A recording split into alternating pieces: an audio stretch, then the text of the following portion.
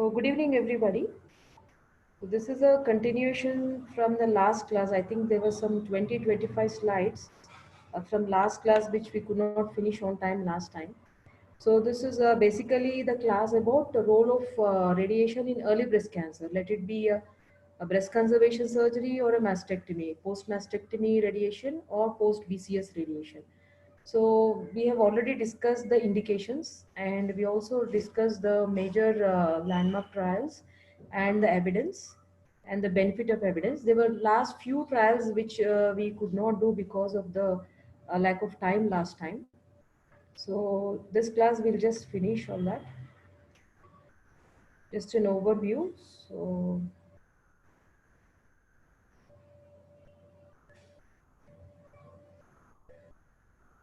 okay. So we discussed the indications for early breast cancer.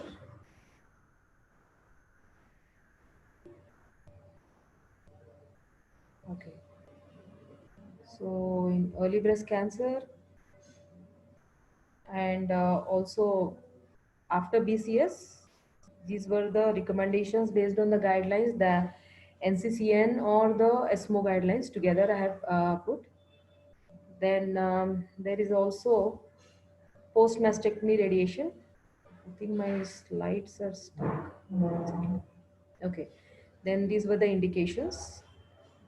Then we went through the evidence for the surgery, axillary lymph node dissection versus sentinel lymph node dissection. What is the evidence? So, in early breast cancer, what are the trials? We discussed the ECOSAC-Z 00011, IBCSD 2301, and the EMEROS trial.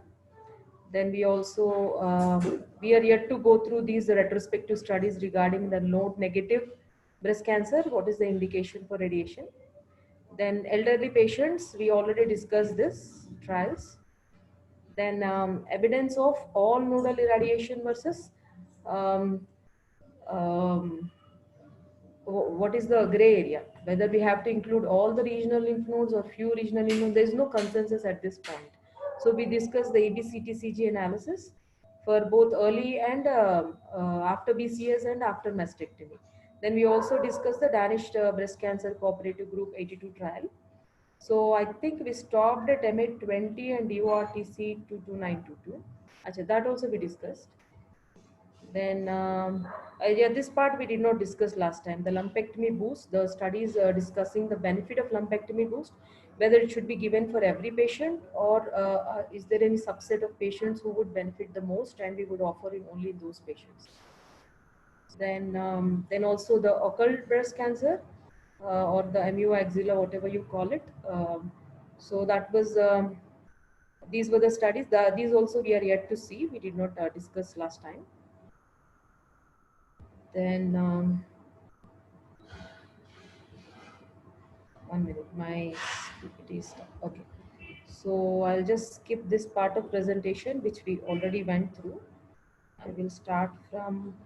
We stopped at the Danish breast cancer study, so I'll take you to that slide. Yeah. Okay. Yeah. So the consensus, there is no doubt about the 1 to 4 lymph nodes, which is there in EBCTCG analysis. More than 4 or more than 4, sorry. 4 or more than 4 lymph nodes. And 1 to 3 lymph nodes also, we discussed the EBCTCG analysis. After the end of the class, I'll just show a summary slide of all these trials, what was the benefit, just like a recap.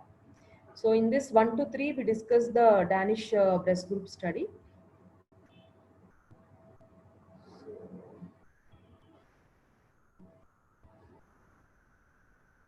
And then we stop here. So this is a, so we discuss all the major trials, the landmark trials, at least for the current. There's many more trials, but we discuss the current trials which have changed the current guidelines based on which the NCCN and ESMO has given the recommendations. So that is 4 or more than 4 nodes or 1 to 3 nodes or post BCS. So there is a few small subsets of patients which we did not discuss, not very important because these patients you don't see very frequently. So this is a subset of patients. where you want to give post mastectomy lymph node radiation, post mastectomy status. Okay, and patient is lymph node negative. So in this subset of patient, whenever patient is lymph node negative, then what is the first thing we see? We see the tumor size and we see the margin status. Okay, so these are the two main things we see: the tumor size and the margin status. If tumor is more than 5, definitely will irradiate the chest wall, and margin also, if it is close or positive, will irradiate. Okay, local RT is definitely indicated. Then comes this scenario, what I have put, the post mastectomy radiation in patients who are lymph node negative. Okay, tumor is also less than 5 centimeter. Okay, so then what do you just avoid radiation, or is there any small subset of patients who would benefit with adjuvant radiation? Okay, so for this there is a study, a retrospective study, which has looked at high risk factors within this small subset of patients, and they have seen whether they would benefit with radiation, what is the local recurrence pattern, and would they benefit with local radiation. So this is a small subset because it is given in guideline and it is at the discretion of radiation oncologists. We have to discuss this study. And they said it is not just one risk factor. They analyzed 4 risk factors. Out of this, 2 or more risk factors or a combination of risk factors, then you would consider radiation. So why they made that guideline? Let us see the study. So this is a one of the this is also a very good study done from Mass General and Harvard Medical School. So this study looked at loco-regional recurrence. It is not the survival. Okay, it is just the loco-regional recurrence rates, because this is a very small subset of patients.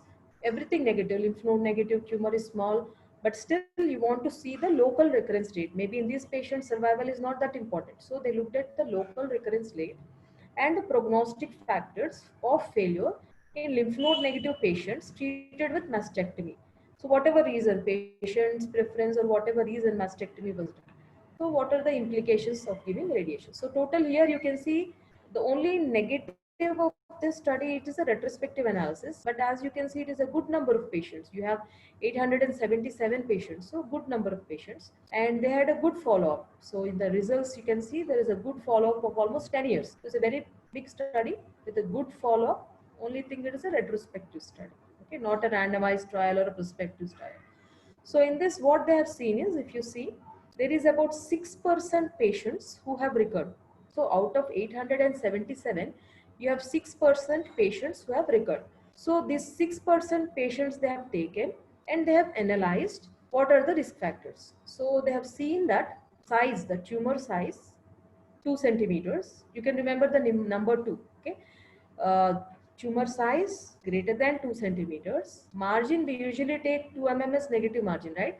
So less than 2 mm is a close margin, and ink positive is a positive margin. So less than 2 mm margin, that means close or positive, close margin, greater than 2 centimeter tumor. Okay, premenopausal, young patients, so premenopausal status, and lymphovascular invasion. So they have seen these 4 risk factors was associated with this, whatever the 6% recurrence rate we are seeing, it was because of these factors. Okay, so in this again they have analyzed at 10 years how much each factor has contributed to the recurrence. Okay, so you can see the local recurrence rate was about 1%, 1.2%. If somebody did not have any of these risk factors, okay, it is only 1%. And it is 10% if somebody had one risk factor, and 17.8, almost 18%, so almost doubled if two risk factors, and 40% if three risk factors. Okay, and they have also seen, they said 6% recurrences, local recurrence of where the patient recurred. So 80% of the patient recurred in the chest wall. Okay, so patients who are node negative, right? So we expect them to recur in chest wall only. So 80% recurrences were in the chest wall. So based on this study, they have suggested that even it is a small tumor, T2 or larger, close margin. So you can see the conclusion. Patients having multiple risk factors like close margin, T2 or larger tumor, premenopausal status, LVI have higher risk of local recurrence rate and might benefit from post-mastectomy radiation. They said might benefit because this is not a randomized trial, this is not a prospective trial, this is a retrospectively you have identified how many recurrences. In that again you went back and you have seen. And the timing of the study, you can see it is from 1980 to 2000. So again, same thing, it's a long follow-up study. Obviously, the chemos will be older, radiation techniques, everything. Particularly the chemos will be older. The CMF or without Taxol, those were the chemos given. Okay. So because of the common site of failure, you can consider for radiation for these subset of patients. Again, it is at your discretion. So let us see the results. So they have done it when there are multiple factors. What they do when they do statistical analysis, multivariate analysis. This is the common one what we see in oncology studies, in other studies also, but mainly in oncology. So there are so many factors, you don't know how they are related to each other and outcome. So common thing done is a multivariate analysis. So in multivariate analysis, I told there are two things in statistics: lower the number better, the hazard ratio lower the better.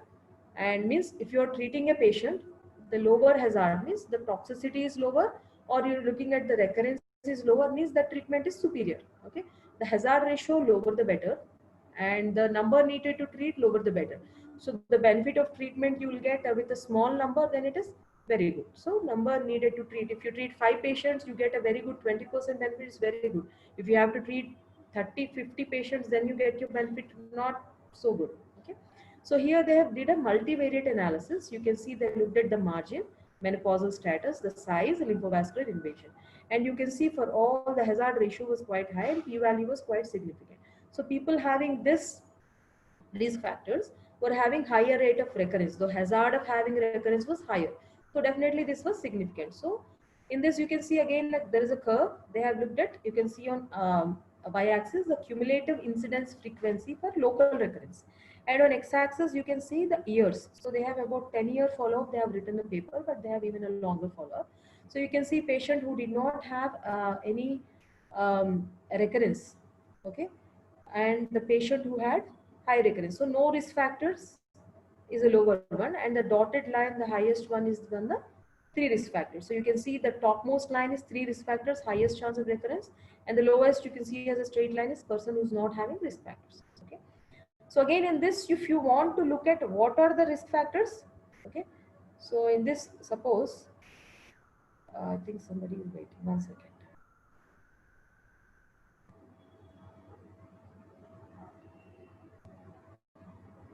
Okay. So now if you look at the recurrences, so what were the recurrences, the sites of failure? Here we are dealing with a subset of patients who have very early breast cancer, node negative, tumor is early, but only thing they have few risk factors like close margin or LVI or premenopausal status. So then what are the recurrences? So recurrences, you can see there are about 877, and the arm which got the total number of recurrences are 32. Okay. In this again they divided into number of isolated local occurrence and total local regional occurrence. Okay. In this they have looked at so about 46 patients. So you have about 6% incidence. So chest wall only recurrence is about 80 to 87%, axilla 6%, supraclavicular 3%, internal mammary 3%. Okay.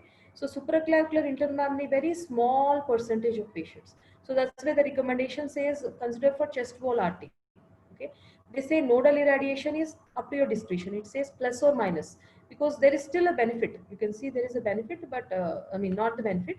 You can see the recurrence pattern. Nodal areas also they're recurring, but maximum are in the chest wall or in combination with lymph nodal area. So chest wall is you consider with these risk factors. Nodal irradiation is up to you. You want to do, you don't want to do. It is up to your discretion. There is no uniform consensus on that. 1 second, I think my slide. Okay. So now coming to this one, the summary of slide of this study. So if you, what is the benefit of giving adjuvant radiation in lymph node negative and tumor less than 5 centimeter? Okay. So if you have the summary of the paper, overall is 6%, and with each risk factor it goes up, and overall is 6%. Majority are in the chest wall.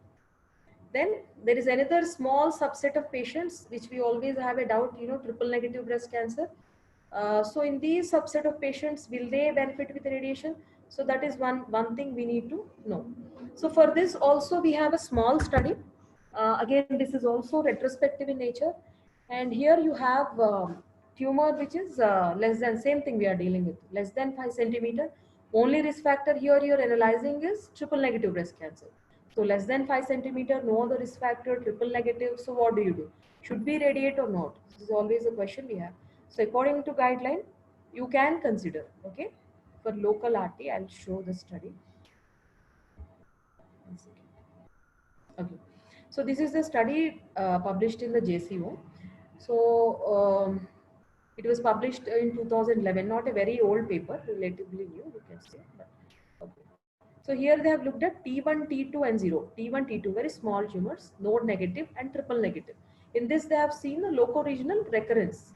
So after patient is being treated with modified radical mastectomy. So even T1, T2 node negative also ready MRM. Still, is there any role? Should we add adjuvant RT or not? Compared to only BCS. Okay. So this is the only two negatives as a study is it's a retrospective study and it is a single institute study, but good number of patients, 768 patients. So it's a good number of patients. Here the total recurrence at a 7-year follow-up was about 10%. So compared to the previous group what we have seen, overall recurrence was 6%. These triple negative patients, they have a recurrence about 10%. So in this they have analyzed the treatment modalities, whether patient had BCS and RT or only MRM or MRM and RT. So they compared and they have seen that. One second. Okay. So this is the enrollment you can see. So okay, I'll come to the results. So local regional recurrence free survival. So who had less number of recurrences? You can see the topmost one is the BCS. Okay, patient had BCS followed by radiation as indicated, and the patient had MRM and RT. Okay, so it was better. Again, the overall survival also, if you see, the topmost one is the BCT and then MRM and RT. So okay, so if you see the what do you say, the inclusion, the overall results, the table, if you see here, there were patients who were N1 to N2 disease. So there were patients who were node positive also. Okay, but in that only some had MRM, other had BCS. Okay, and one more thing, LVI was the thing they analyzed, and adjuvant RT, was it to breast and chest wall alone or loco-regional RT?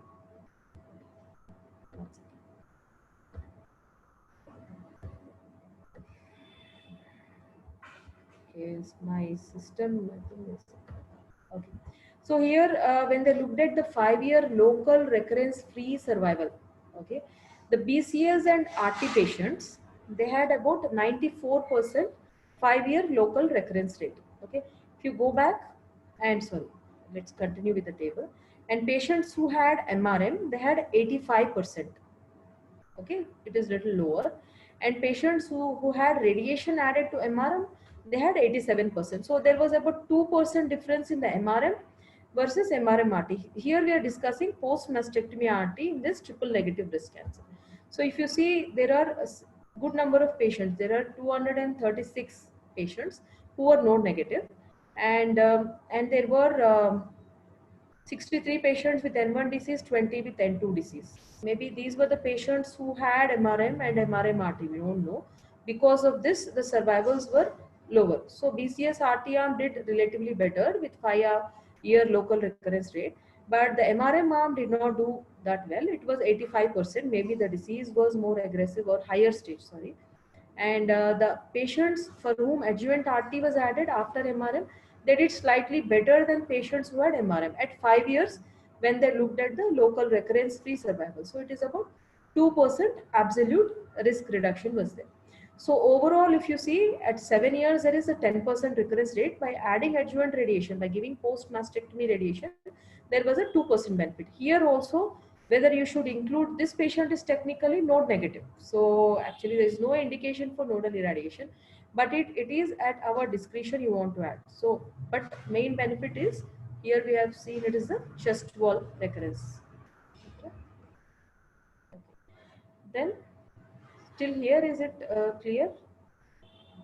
These are only small subset of patients. There are only 1 or 2 studies backing these evidence, because that is all we have about this small subset of patients. Maybe future, because there is nothing like triple negative before 2005, before 2008 and 9, there was nothing like triple negative breast cancer.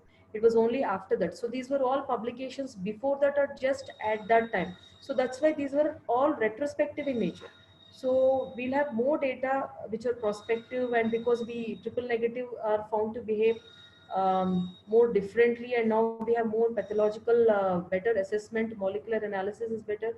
Now we'll have, in future we'll have better studies, because these are only small, not small studies, only one or two studies that are retrospective. Any questions till here? Okay. So then we'll go with the lumpectomy boost. So lumpectomy boost, the question is whether we have to give.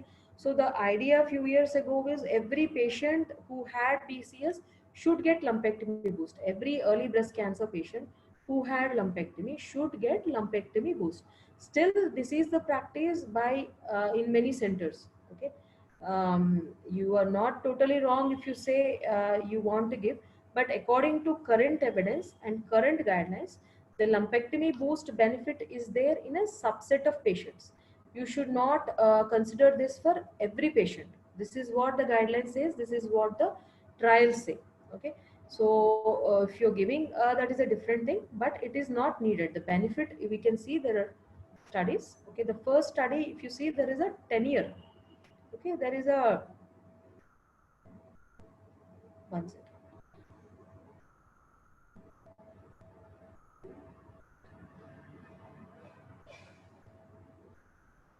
There is just some people waiting. I'm trying to add them.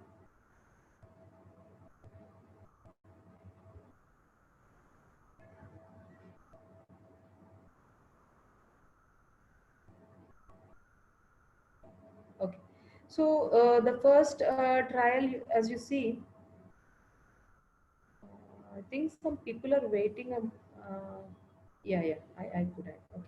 So this was an URTC trial. It is a good trial, and it is a randomized control trial with 10-year follow-up. So very big study. So in this, you have a good number of patients. So you have almost more than 5,000 patients. So 2,000, so 5,000 odd patients, 2,000 odd in each arm, with boost and without boost, and all patients receive whole breast radiation therapy. So what is the benefit at the end of 10 years?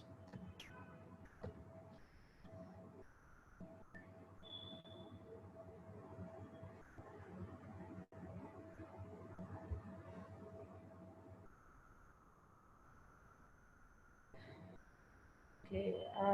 Actually, for me, it is showing as full screen. Is it showing? It's not showing as full screen.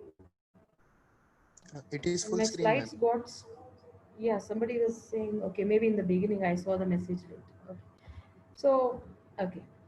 So here they have divided the patients. First, they have seen there is a benefit, and then in the all the 5,318 patients, and no boost, there are about 2,600, and who received booster 2,600. This is after whole breast radiation therapy. So again here the median age about same 55, 54 years, but they divided according to the age. Okay, less than 35, then 36 to 40, then fourth decade, fifth decade, and the more than 60 years. Okay. So again, menopausal and hormone status was the other thing, and majority of the patients, you can see 1,000 in each arm were hormone positive. Okay, so then they analyzed what is the benefit. So you can see this is the analysis nicely given in these curves. So here you can see on the y-axis it is a cumulative incidence, and on x-axis it is a number of years. So they had 10 years up to 15 years also follow up, and in this you can see the blue line, the top line, the blue one is patients who are less than 35 years. So these patients did very well compared to all other patients. Okay, when the boost was given or boost was not given, these patients had higher chances of recurrence. Okay, so you can see from this that less than 35 will do much better if we give boost. Okay, then followed by other patients. If you see the top line is for 60 years. Okay, the cumulative incidence with or without boost. So here p-value was significant. Okay, and again if you see the cumulative incidence overall, if you see, if you did not divide, sorry, if you did not divide by age with boost and without boost, the cumulative incidence of recurrence, okay, Patients who did not receive recurrence, the blue line again is on the top, okay, who did not receive the boost, they had higher incidence of local recurrence than the yellow dotted line who received a boost of 16 gray. Again, p-value was significant, so hazard ratio is lower. So if you give radiation, the hazard of recurrence will be lower. So the patient will benefit with local radiation. Obviously, this is patients with all good risk factors, small tumors, BCS, hormone positive. Overall survival benefit was not there. You can see hazard ratio here is 0.99, which is almost equal to 1. So in statistics, anything equal to 1, the relative risk hazard ratio 1. That means both arms are same. Okay, so both arms are same. You can see the curves are overlapping. So this curve, you can see the top line is younger people had higher recurrence than the older people. Again, the further analyzed, you can see the age group wise. Okay, in the first age group, second, third, and fourth. Okay, the first one you can see as indicated here. The first one is for less than 440 years. So this is for third decade. Patient presenting in the third decade, then patient presenting in the fourth decade, and then third curve is for patients presenting 50 to 60. So fifth decade and the sixth. So you can see the benefit is in the younger patients than in the elderly patients. Okay, I'll come to the conclusion of that lumpectomy benefit. Okay, then you have the old trial, the very old trial, the with a 10-year boost, the Lion trial run from France. This was published back in JCO in 1997, a very old trial, but at that time this was only the first 3-year results. Okay, at the end of 3 years, 3.3 years, I have seen the curves were nicely separating, and at the 2-year, 5-year, and 10-year survivals, the expected were widening, but this was analysis done at 3 years. Okay, so at 3 years also there was a benefit by giving boost. Okay. Then there was one more trial looking at the recurrence pattern in patients with or without radiation. So here also it's a good number of patients. You can see 5,500 patients. Okay, and it was a URTC study, and here you have the follow-up period was about 5 years. Okay, good follow-up, 5 years was reasonably good, and more than 5,500 patients. So here again you can see they have divided the patients according to the age. So this is an NEJM publication. You can see the results, the curves. Again the incidence, okay, the incidence of recurrence. Okay, you can see patients who are receiving, the first curve is for patients who are in the third decade, whose age is less than 40 years. So in this study, out of 5,500, there were about 450, 449 patients, good number of patients. You can see the dotted line is for standard treatment. Okay, that means whole breast radiation, no boost was given. So the bottom line, you can see the solid line is patients who got the lumpectomy boost. So additional radiation dose definitely had made the recurrence rate lower, the local recurrence. Now again, people in the fourth decade also it was good, but not that big benefit was there, but benefit was there, p-value was significant. Then coming to patients who are in the fifth decade, you can see there is a very small, there's hardly any benefit, you can see very small, and here curves are overlapping. So then you can say, you cannot say by this, there is no benefit here. So this is the fifth decade. So it's mostly the postmenopausal patients, and good number, 1,800 patients. So there was no benefit, p-value 0.07. And you can see more than 60 years, there's no benefit at all. It is 0.1. And you can see the curves are totally, they're overlapping. So you can see the benefit is in the premenopausal or less than 50 years age group. The younger the patient, benefit is more. So again, the same thing you can see, they have given survival. What survival? Survival which is free of local recurrence. Okay. Again, you can see the same results. With the younger the patient, the higher the benefit.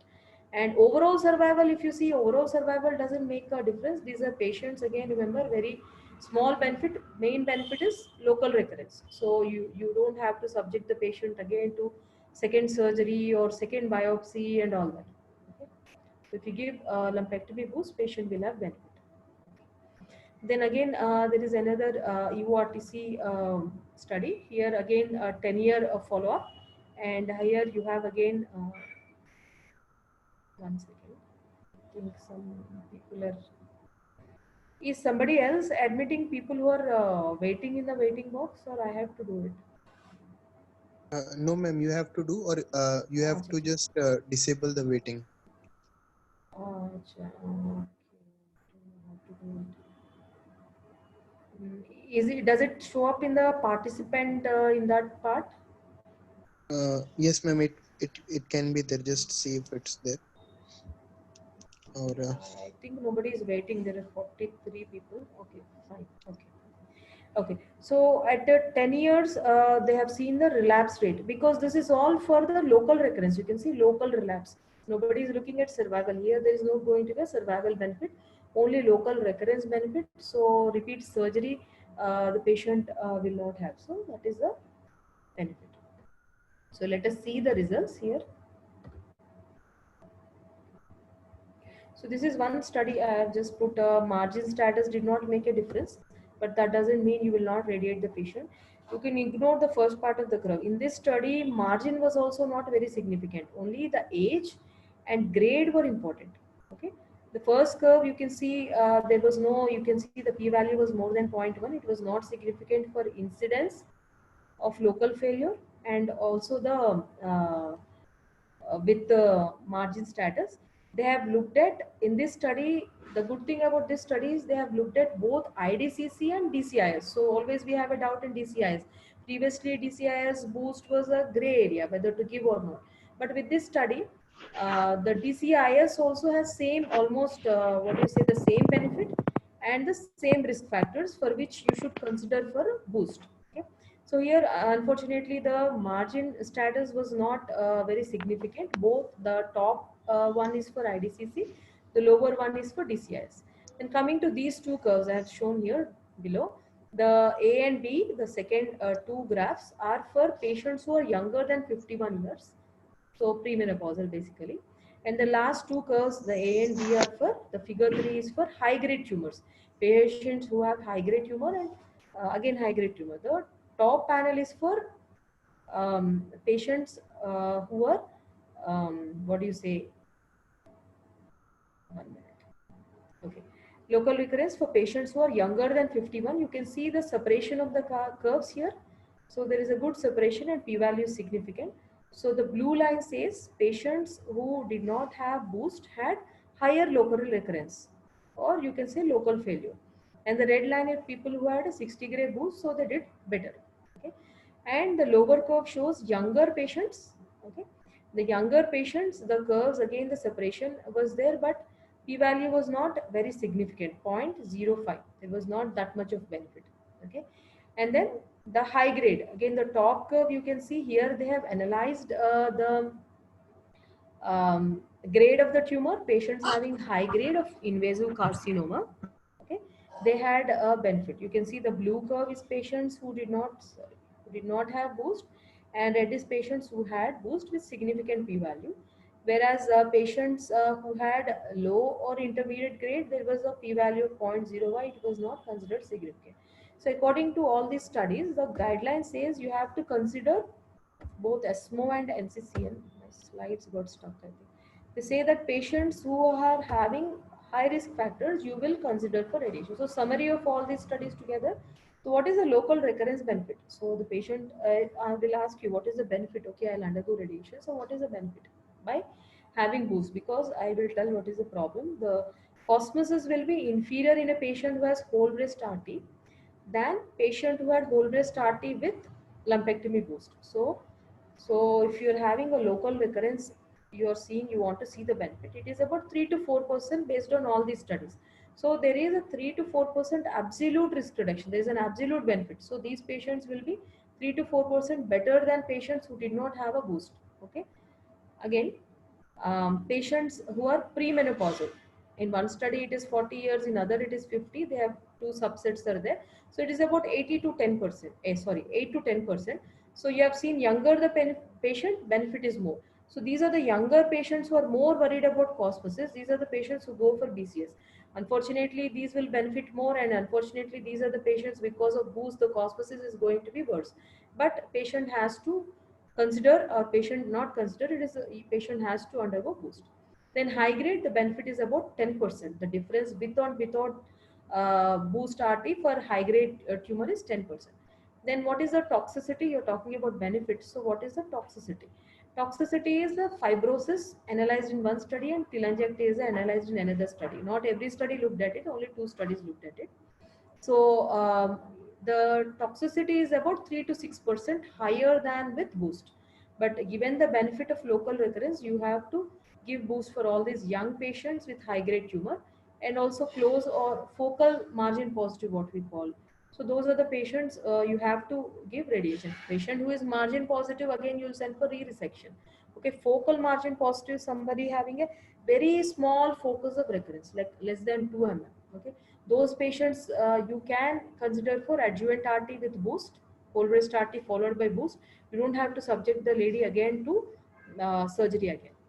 Okay. So coming to the last one, the occult breast cancer. This is a very rare tumor. We rarely see occult breast cancer. Occult breast cancer is nothing but you can call as a carcinoma of unknown primary, malignancy unknown primary, the MU or the cup in the axilla. So somebody patient presents with axillary lymph node.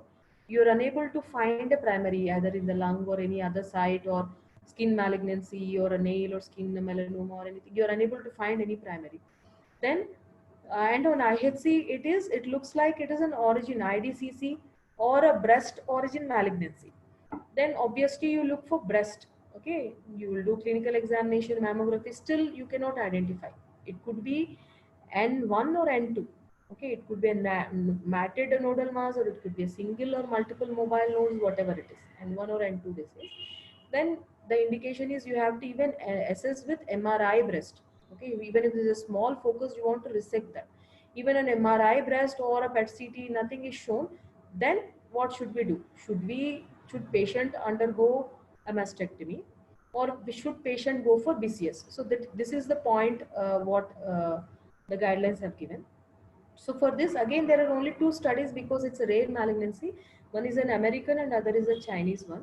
So the American study is the national NCI, the National Cancer Institute database. They have taken all the patients and they have analyzed. Okay, this is relatively recent publication.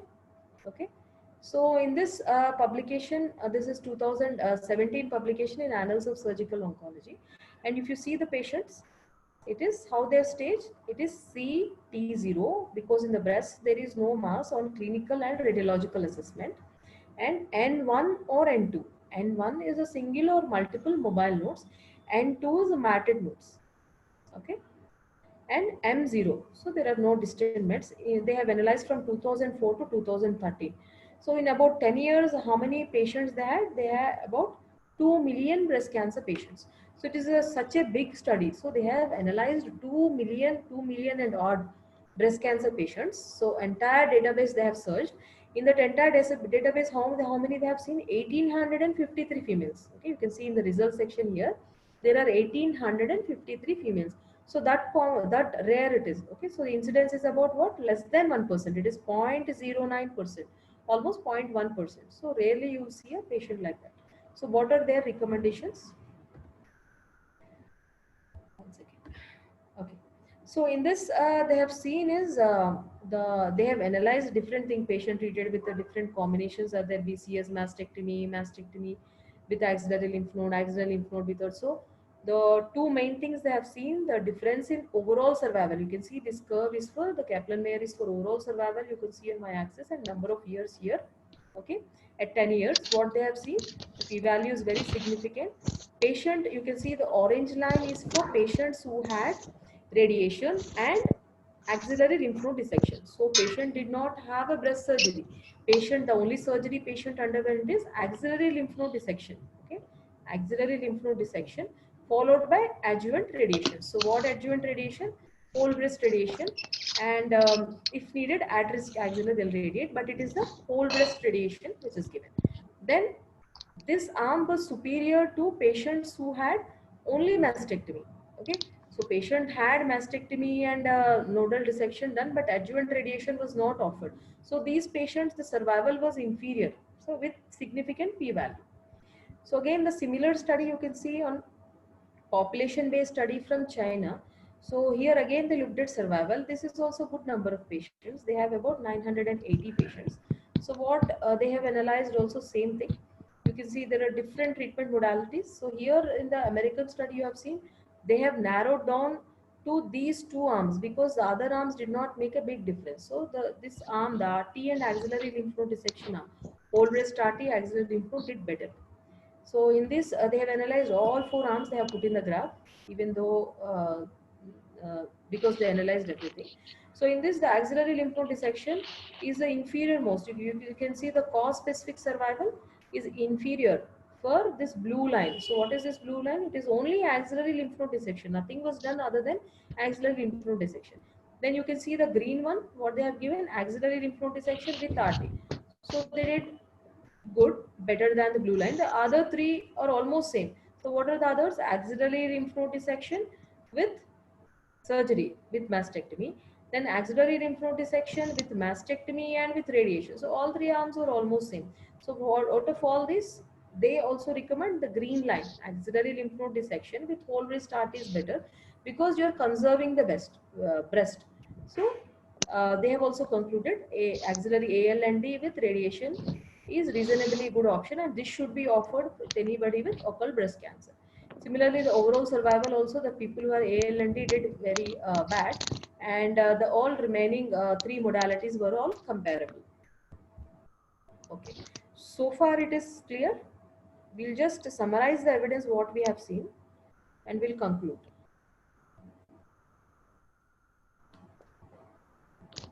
Shall I go ahead? Yes, ma'am. Okay, so the summary of the evidence what we have seen from the first class onwards. I think this is third class. First class we could do only half class. Second was a long class, but this is the third class. So I just put some slides like a recap from all the studies and all the benefit. So the summary of evidence. So why we need evidence? We need evidence because we need to know the benefit.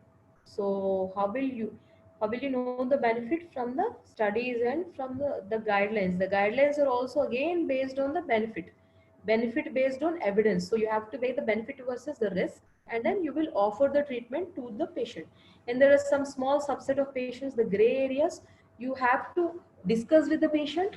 And suppose the patient says it's up to you, you should have a discussion it should be a multidisciplinary tumor board discussion. Okay, in the gray zones, whatever you have, or within the department, if you have a dedicated breast unit, so in the unit you discuss. So coming to the early breast cancer, what is the benefit? So we said early breast cancer, all the patients need adjuvant radiation. So that is category 1 recommendation. So whole breast is mandatory. The boost and regional nodes, it depends upon the risk factors. Okay. So what is the benefit? So the benefit, as we have seen in previous studies, is the recurrence benefit is about 15%. This is absolute benefit. I'm saying patients who received RT, who did not receive RT. So radiation will do what? It will give about 15% local recurrence. This is absolute risk reduction. So absolute benefit is 15%. So you can tell the patient, if you take radiation versus a lady who did not take radiation, your benefit is 15% higher. You are at a 15% higher chance of not having a recurrence. Okay, your recurrence free survival is 15% higher. Okay? If the lady is node negative, if the lady is node positive, even though BCS was done, it is even higher. Another 5% you add, 21%. And breast cancer death, there is a 3% mortality benefit.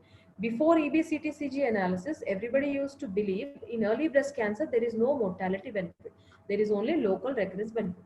And in patients with locally advanced breast cancer, there is both local recurrence benefit and survival benefit.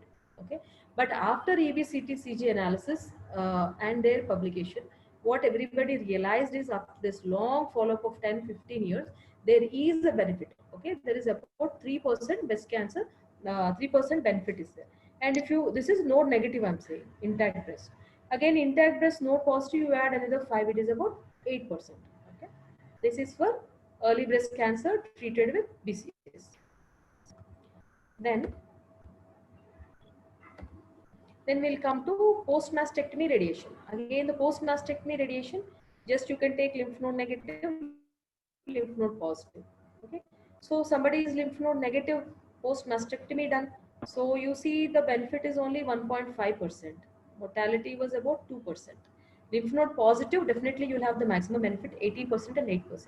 Again, so here in this, again they analyzed, in this lymph node negative, there is a small subset that we will I will show the results. But lymph node positive are the ones who will benefit the most, about 80%, and mortality benefit about 8%. So in that, again, what we are interested, 1 to 3 positive, 4 or more positive. So again, the next controversy area previously, before these guidelines few years back, was 1 to 3, should we radiate, should we not radiate?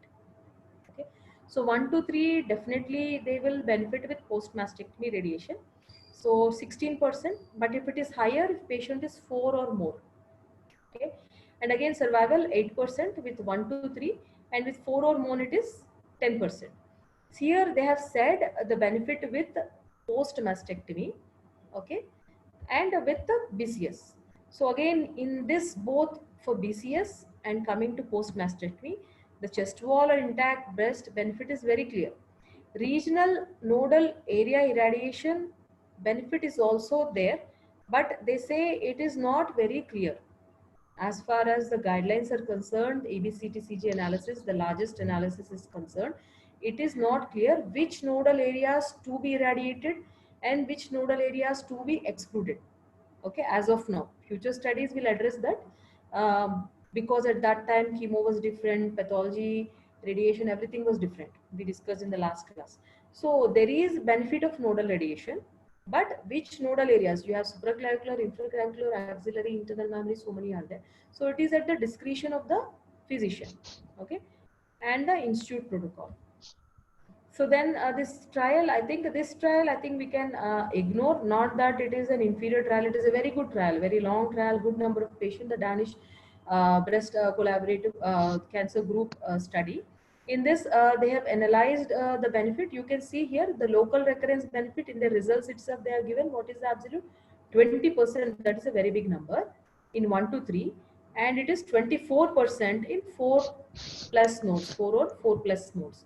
So, and the death also, you can see there is a benefit of 9%, 10%. So this is a very big number. The thing with this is a little bit older study than the EBCTCG analysis, and the chemotherapy regimens are little older. Only CMF was there. Okay? In EBCTCG analysis, there was adriamycin and other drugs were there, but when this was done, very old study, so the benefit is much higher. But this also states the same thing. Okay, both in 1 to 3 and 4 and more than 4, there is a benefit. Then coming to which nodal areas to be done, there are two trials we discussed last time. This is a little gray area, right? How many what nodal areas to be irradiated. So here the only flaw about these studies is, as I said, they have included all regional lymph nodal areas. They did not as well analyze internal mammary. So always we have a question is internal mammary. I think now everybody, most of the people are pretty clear in infraclavicular, supraclavicular, mostly will radiate. Axilla only at risk bed, post-op residue or with extracapsular extension, you will consider for irradiating. Some institutes don't do even that for the risk of lymphedema. That is at the discretion of radiation oncologists. But internal mammary again stays a question whether to give or not. So after these two trials, the internal mammary lymph node has gained more importance. Okay, but these studies, what they did, they irradiated only the regional, only the chest wall, or the breast BCS. So MA20 looked at only intact breast. EORTC 22922 looked at both intact breast and chest wall. So along with that, regional nodes to be radiated or not, that was the question of the question of the study. So the flaw in this study was all nodal area versus no nodal area. So there was a lot of criticism and lot of papers published after this also. Why it was, why many people are not considering that is also there. You can go through those studies. You can see the benefit. The previous numbers you have seen are good numbers. So here you see on numbers are around 1%. So the benefit is small. Okay. So what is the recurrence benefit? Breast only recurrence by giving all nodal areas, it's 0.5%. And the regional nodal recurrence will come down by 1.5%. Internal mammary recurrence will come down by 0.6%. We have seen it is 0.8 versus 0.2. So it comes to 0.6. Usually the recurrence in this area is less than 1%. Supraclavicular also the benefit was 0.5%, axilla 0.6%. Only thing is in EORTC study, so why these studies gained popularity is in EORTC study, the disease-free survival was significant, 3 to 5%, but it was, the p-value was significant. Again, remember it was all nodal area in one arm versus no nodal areas at all in the other arm. So they gave whole breast RT or chest wall RT. In other arm, they gave whole breast RT, axilla, supraclavicular, internal mammary, or the chest wall radiation along with axilla, supraclavicular, infraclavicular, and the internal mammary. So that was the only thing. This is with survival is significant. Mortality benefit was 2%. Overall survival again 0.2 to 1.6%. It was significant in the URTC study. Okay, but you see the benefit. It is a very small benefit, so it is at your discretion. But if we have a patient, this is we are talking about nodes are negative. Okay, internal mammary node is not involved. So that is the main question when we have particularly the left side. We are worried about the heart in a young lady. So if somebody has internal mammary node which is positive from the beginning, because many people nowadays what they have, PET is widely available in most of the centers. So most of the patients will have a PET scan done, and many of them will have PET detected lymph nodes. And then you have to radiate. So any image detected or clinically detected node is there, surgically detected node is there. Definitely internal mammary you have to include. This is when internal mammary is not there.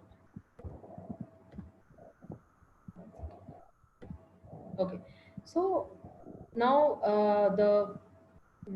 yeah, the last 2-3 studies what we discussed. Somebody who is lymph node negative, tumor is less than 5 centimeter. So somebody lymph node negative as a reflex, what do we check? We check only two things. What are the two things? After somebody had a BCS or particularly after somebody had mastectomy, you have chest wall. So OPM RT, post mastectomy RT you want to give. Patient is lymph node negative. It's early breast cancer. So what are the two things you want to see in the pathology? So you look at mainly two things. The tumor size, is it more than 5 centimeter? Then you'll radiate. Other is the pathological margin. Close or positive margin, you will radiate. That is definitely an indication. You will not even think. So now what is the other scenario? I'm saying lymph node negative. Tumor is less than 5 centimeters. So what you do, usually we don't give radiation. But again, this study comes and confuses us further. So there is a small 6% chance of local recurrence, and they analyzed 4 risk factors: the premenopausal status, tumor more than 2 or more than 2 centimeter, more than 2 centimeter, LVI positivity, and margin which is closer positive. So margin close positive anyway will consider. The other three are premenopausal lady, LVI positive, okay, lymphovascular invasion positive, more than 2 centimeter tumor. More than 2 centimeters is nothing, very small tumor. So even for that also, if it is a combination of risk factors, you see one risk factor, it is 10% chance. Out of this 6 I'm saying, overall risk is 6%. So in that 6% if you analyze, majority of patients are with 3 or more risk factors. 3 risk factors, and a premenopausal lady is the one who is going to recur mostly.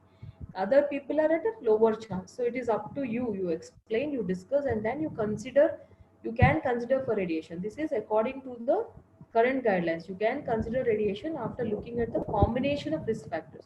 So this is again a very borderline area, very small subset of patients. So in exam, you don't go and tell this is the category 1 or the absolute indication. Okay. Then triple negative also we have seen. The previous one what I have shown is also one retrospective study. This is also based on only one retrospective study. They were good studies, but they were retrospective in nature. Again, you can see there is a 2% absolute benefit. After mastectomy, after BCS anyway, there is no question. You will give radiation. After mastectomy, PMRT, when will you give? Post mastectomy RT. Only risk factor you are seeing is no other risk factor is there. Patient is triple negative, that's it. So if you are assessing, if you are looking at that, irrespective of other factors, it is 2% benefit. So for the 2% benefit, if you want to radiate, you can radiate, but survival and all that doesn't matter. Again, it is at your discretion, but guideline says you can consider if a lady is triple negative.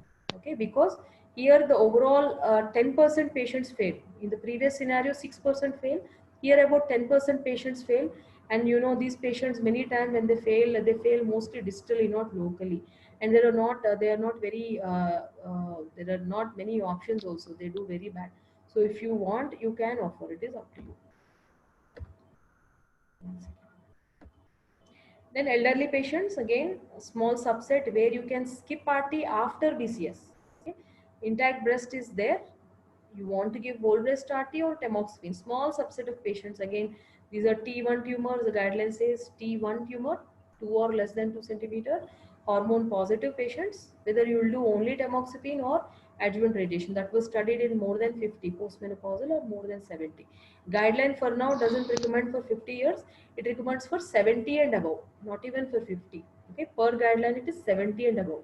Okay, again in these subset also, in these geriatric patients also, what is the local recurrence? Still there is 3 to 7% local recurrence benefit. Okay, you're seeing the internal mammary and all the other areas, it is much less than this. So local recurrence is 3 to 7%. DFS is about 7% benefit. Overall survival 1%. So it is the same or little more than the internal mammary evidence, a little more than that. So again, you see this scenario or the patients, the first surgery itself is very difficult for them. So if they have local recurrence, you are going to subject them for repeat surgery, repeat risk of anesthesia. So then, what is the last one? The lumpectomy boost. So what is the benefit of lumpectomy boost? The lumpectomy boost you have seen, the local recurrence benefit is 3 to 4% is the overall benefit, whether you give boost or not after whole breast starting. So it is only, and what is the two subsets which are mainly going to benefit within that, what they analyzed is premenopausal lady. And age wise, they have taken less than 50, less than 40, you have seen less than 35, they have even higher benefit. So they have 5 to 10% benefit. So this is an absolute indication. High grade tumor, about 10% benefit. Low intermediate, they don't benefit that much. Okay. And what is the negative? 3 to 6% higher chance of having cosmesis wise, it is bad. So what is that? Fibrosis and telangiectasia. So far it is clear. You have any doubts?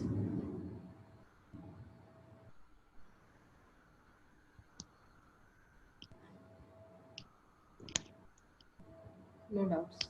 So shall I continue? Just two more slides are there. That's it. Okay. Continue. Okay. So, so we'll come back to the indications what the guidelines have told. The first day when we went through the role of RT in early breast cancer, so I said there are two scenarios. The patient can have an breast conservative surgery, or patient can have a mastectomy for whatever reason it was done. So when do we consider? I think some. Okay. Okay. So, so now the first scenario, patient had a BCS, okay, breast conservation surgery, and patient had lumpectomy and surgical axillary staging that we have seen nowadays. The mostly for early breast cancer is sentinel lymph node dissection, provided it is only one or two nodes positive. Then they stop there. We give adjuvant radiation, okay, and irradiation of axilla is optional in those patients according to AMARO study. Okay, so whatever the breast conservation surgery is done, then whole breast radiation. You agree with that? All patients should undergo whole breast radiation.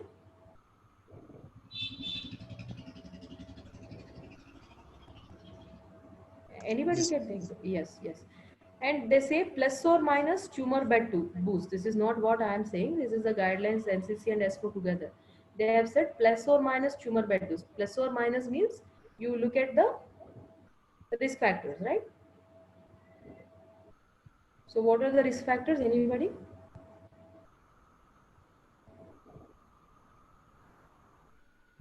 Any one of you can take the question.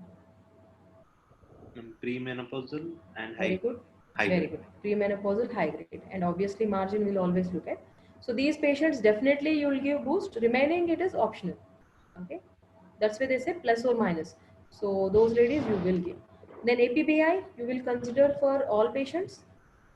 This was already discussed in detail. Suitable low risk patient, and outside a clinical trial usually you don't offer APBI.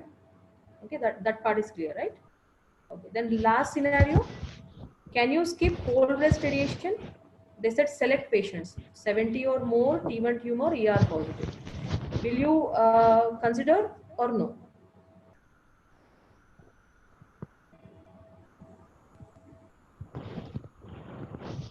No, ma'am. No. Yeah. Okay, good. So geriatric patient, there is a very small benefit. You are not wrong if you say you will not consider, but you have to, they say you have to have a discussion with the patient because local recurrence small benefit is there that you have to discuss with the patient, then you decide. Okay. Then coming to regional node, after BCS, regional nodal irradiation. If somebody had BCS, doesn't mean they'll have only 1 to 3 nodes. They can have 4 or more nodes. I told patient will clinically will think it is early breast cancer. Okay, it is not an N2 or N3 disease. But 30 to 40% of patients who are clinically who have negative axilla will turn out to have axillary positive nodes on pathology or sentinel lymph node or axillary dissection, whatever. So 30 to 40% will see that they will have positive nodes. Okay. So in these patients, what we will do? Suppose patient has 4 or more nodes. Okay.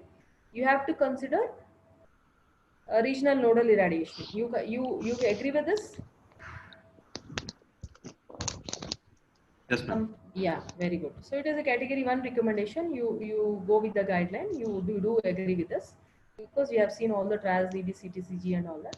And the next, which nodal areas is again it is at your discretion. The supraclavicular, infraclavicular, okay, no problem. Axillary bed at risk, that is also okay. And internal mammary is mainly at your discretion, particularly when it is left side breast. Okay, right side usually not that bad. Okay. Then the next scenario, BCS patient, but nodes are 1 to 3 axillary lymph nodes. Will you consider regional What is nodal burning? irradiation? I think this thing because of the Yeah, this somebody, one. I think somebody is talking, they can mute it. Regurgitation. So it's mute on. Okay. Yes. Okay. So 1 to 3 nodes, what would you do? Will you consider for regional nodal radiation? Patient had lumpectomy. There are 1 to 3 nodes. Will you consider for regional nodal irradiation? Yes or no? Gray area. Yeah. You can say gray area, but which nodal area is a gray area? Okay. Nodal irradiation is still a category 2A, or according to the guidelines, even these subset of patients will benefit with nodal irradiation. Whether you irradiate all nodal areas or only supraclavicular, that is up to you. Okay. But nodal irradiation is given for 1 to 3 axillary nodes. Okay. This is again the guideline. Okay. Negative axillary nodes, somebody had lumpectomy, axillary lymph nodes are negative. Will you consider for regional nodal radiation? Usually, I'm saying not that small two sorry, the two small subsets. Usually, will you consider or not regional nodal radiation? Somebody had BCS, you will give whole breast radiation, but negative axillary lymph nodes on surgical dissection, axillary nodes are negative. Will you consider irradiating regional nodes? No, ma'am. No. Yes, very good. So you Maybe don't. only if Ah, level 3 is not dissected. Acha, inadequate. So that is again an indication. I'm saying when adequate surgery is done, when inadequate surgical axillary dissection is done. See, there are less than 10 nodes is the guideline. Somebody operated in some other hospital, or they did not think it is IDCC. They thought it is DCI or something else. Then that becomes an indication. This is when proper surgery done at No, a ma'am. proper. As in, Yeah, very as good. in most of the surgeons they go for level 1 and 2 dissection, not level Correct. 3. So level Yeah. 3, we have to irradiate even if it's negative. Okay. Usually axillary lymph node negative, it is not needed. Okay, whole breast radiation is the one which is needed when axillary dissection, axillary lymph node dissection is adequately done. Even with sentinel lymph node, the two studies what we have seen, they have said it is not needed, but Amaros says you have to radiate the axilla. Okay, but usually it is not done. Then you will look at these small subset of patients. Again, the LVI, premenopausal, central medial quadrant tumor, which is more than 2 centimeter. So then you can consider for regional nodal irradiation. Again, you will not include axilla in the radiation here. Okay. This is only very small subset. Otherwise, usually you will not radiate axillary lymph nodes once they are negative. And only BCS is done. Adequate axillary surgery is done. This is per guidelines. Is it clear? I know Yes, ma'am. there is it's a gray area. There are variations within the institute, but this is per the guidelines. Okay. Then next scenario, the last scenario is BCS only, but patient had total mastectomy and surgical axillary staging, which is adequately staged. Okay, surgical axillary staging is done. Okay, then chest wall radiation and regional nodal irradiation. So patient is having 4 or more axillary nodes. They say it is category 1. 4 or more nodes you will consider for chest wall radiation. I'm talking only chest wall. Sorry. Tumor can be very small, okay? But axillary nodes are 4 or more. Tumor can be 2, 1, whatever it is. So as I said, yeah, is it an S or no? First tell me that. Yes, ma'am. Yes, because axillary lymph node involvement is the most important prognostic factor in breast cancer.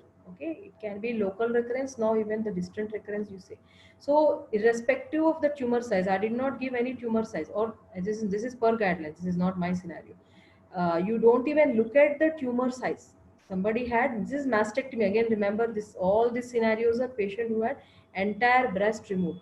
So irrespective of tumor size, 4 or more nodes, there is no question. You will irradiate the chest wall. What about regional nodes? Yes, ma'am. Yes. So these are the patients who will benefit. 4 or more are the ones who are going to benefit the most with regional nodal irradiation. Again, it is all regional nodes, or you want only SCF, it is up to you. Okay, and include internal mammary or not, that's all up to you. Axilla or not, it's all up to you. At risk axilla, so they say it is recommended. Then same scenario, mastectomy done. 1 minute. Yeah, 1 to 3 axillary nodes.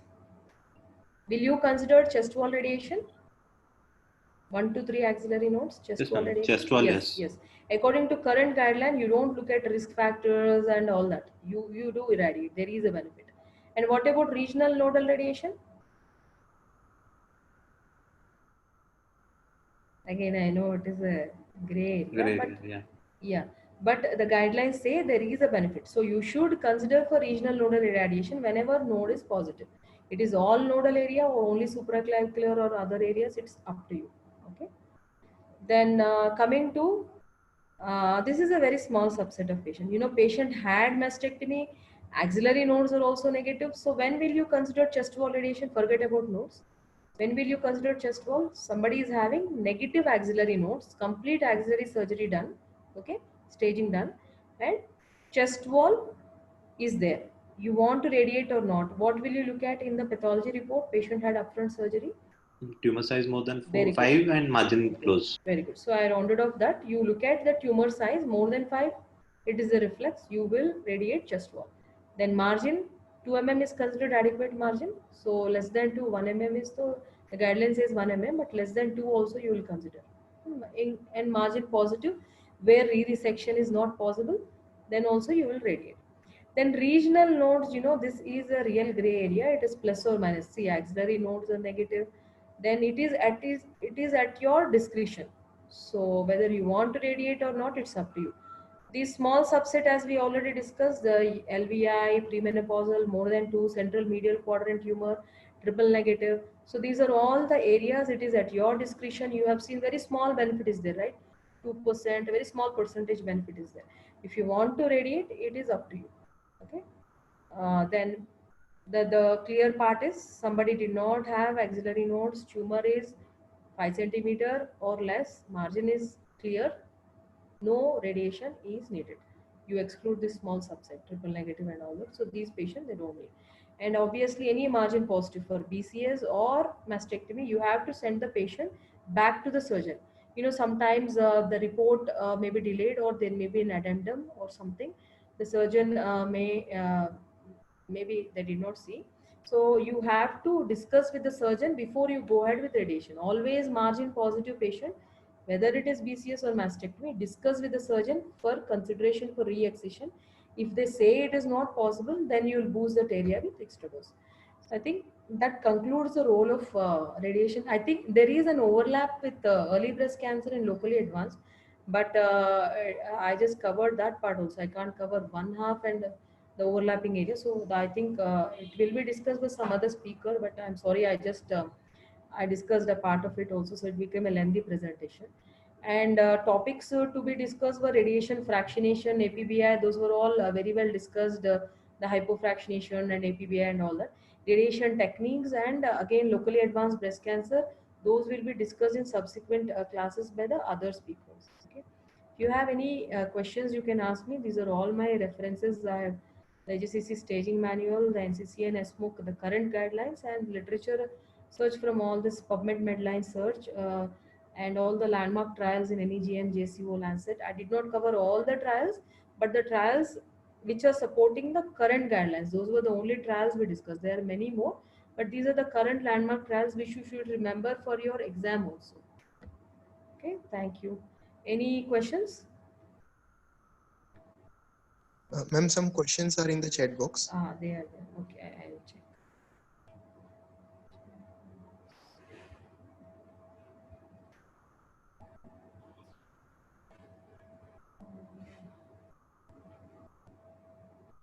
One second.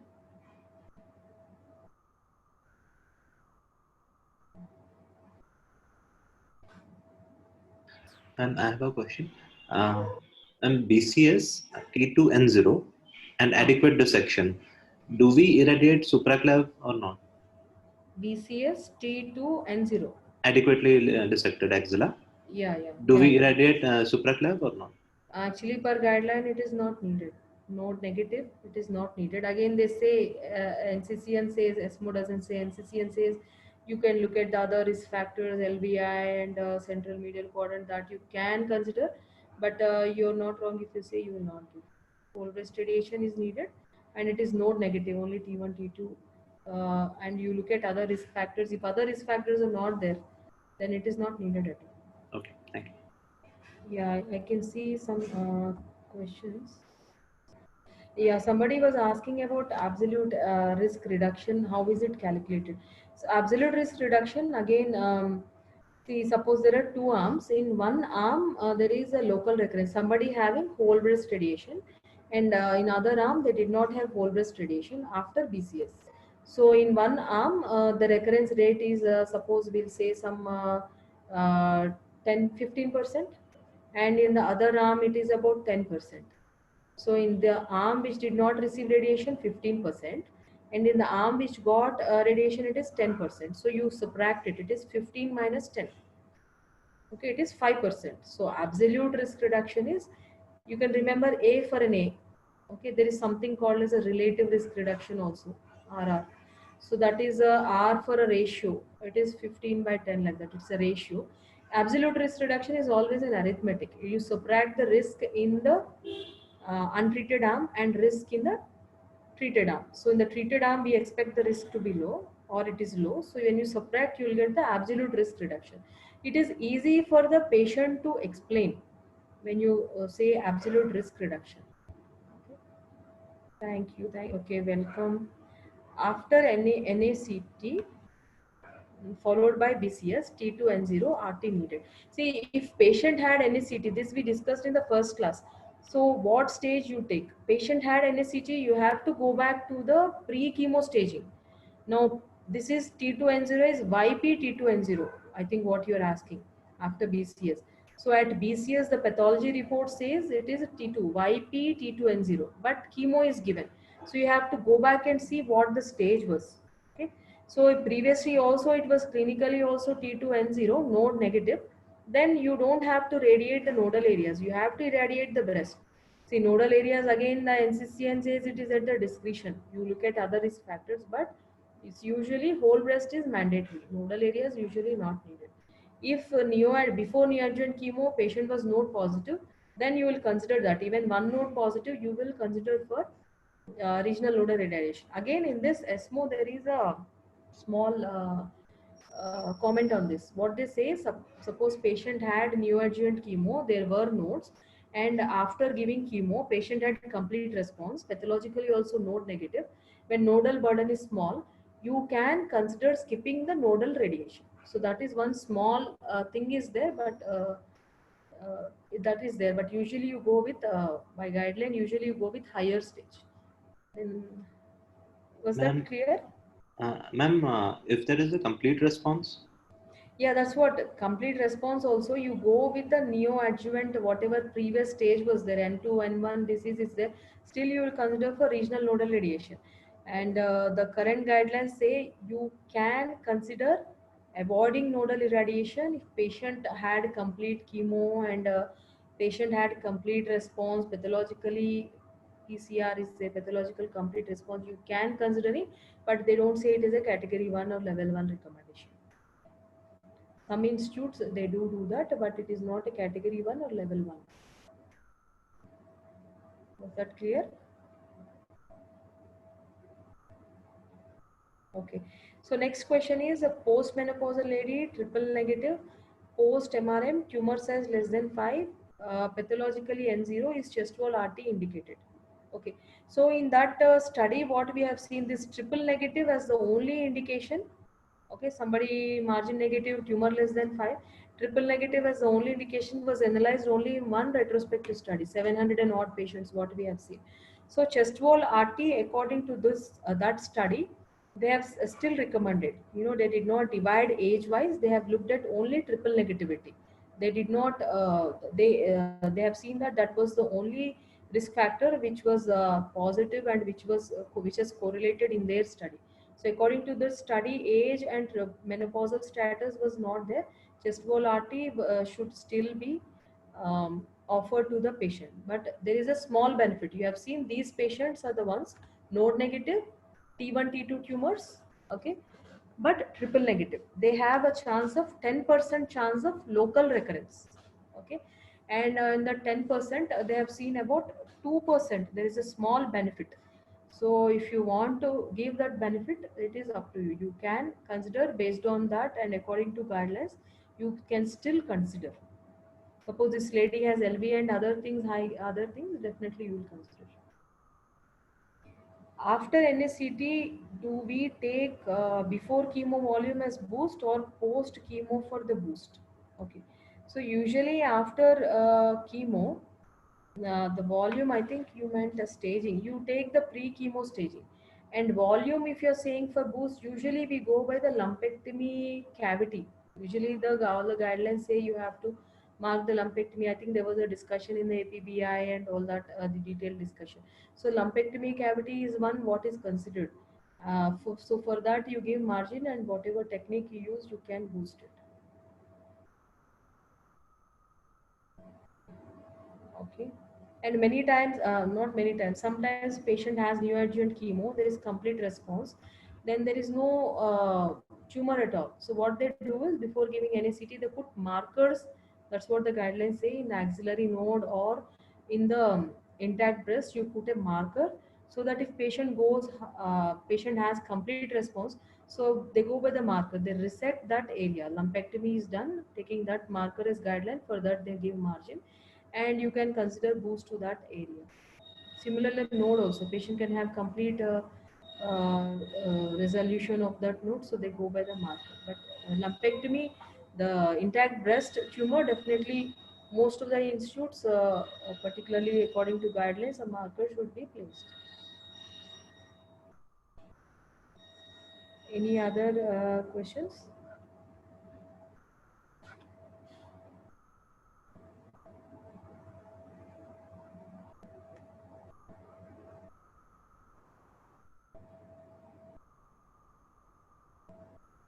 Okay. Welcome. So I think we can conclude this class. Okay. Okay, Navneet, I'll just conclude it. Okay. Thank you so much, Okay. ma'am. Okay, you're welcome. It's really well explained. Thank you so much.